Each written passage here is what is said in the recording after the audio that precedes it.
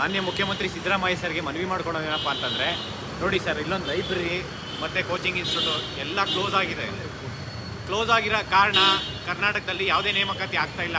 1 ವರ್ಷದಿಂದ ಒಂದು ನೋಟಿಫಿಕೇಶನ್ ಆಗ್ತಾ ಇಲ್ಲ.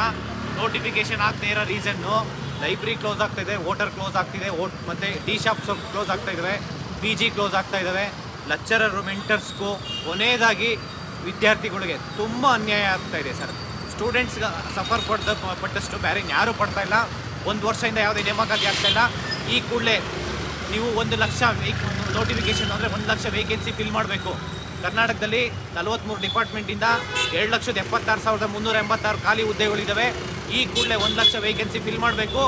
ಕರ್ನಾಟಕದಲ್ಲಿ ಏನಪ್ಪ ಅಂತಂದರೆ ವಿದ್ಯಾರ್ಥಿಗಳ ಕಷ್ಟನ ಈ ಕೂಡಲೇ ಕೇಳಬೇಕು. ಯಾಕೆಂತಂದರೆ 1-2 ದಿನ ಸಮಸ್ಯೆ ಅಲ್ಲ, ಸುಮಾರು 1 ವರ್ಷದಿಂದ ಯಾವುದೋ ನೋಟಿಫಿಕೇಶನ್ ಆಗ್ತಾಯಿಲ್ಲ. ಇದು ಹಿಂದೆ ಆಲ್ಮೋಸ್ಟ್ 3 ವರ್ಷ 5 ವರ್ಷ FDA ST ಆಗಿ 7-8 ವರ್ಷ ಆಗಿದೆ.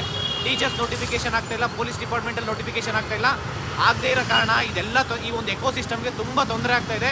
ಈ ಒಂದು ಸಿಸ್ಟಮ್, ಈ ಸಮಸ್ಯೆನ ಬಗೆಹರಿಸಬೇಕಂದ್ರೆ ಈ ಕೂಡಲೇ ನೇಮಕಾತಿ ಪ್ರಾರಂಭ ಮಾಡಿ ಅಂತೇಳಿ, ಮತ್ತು ವಯೋಮಿತಿ ಹೆಚ್ಚಿಸಿ ಅಂತ ಹೇಳಿ ನಾನು ಕೇಳ್ಕೊತೀನಿ. ಥ್ಯಾಂಕ್ ಯು, ನಮಸ್ಕಾರ.